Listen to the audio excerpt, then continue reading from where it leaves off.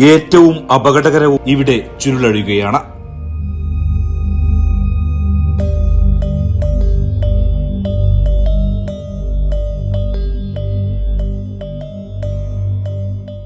വടക്ക് ഇറാനെയും തെക്ക് ഉറവിടമാണ്.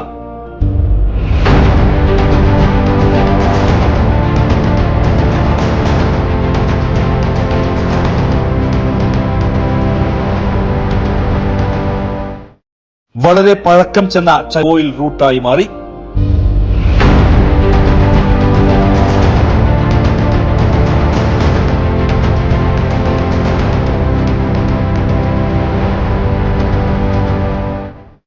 ഇന്ന് ലോകത്ത് ഉപയോഗിക്കുന്ന എണ്ണയുടെ അതെ അമേരിക്കയുടെ നാവികസേനയും മറ്റ് പാശ്ചാത്യ രാജ്യങ്ങളും ഇവിടെ നിരീക്ഷിച്ചു വരുന്നു.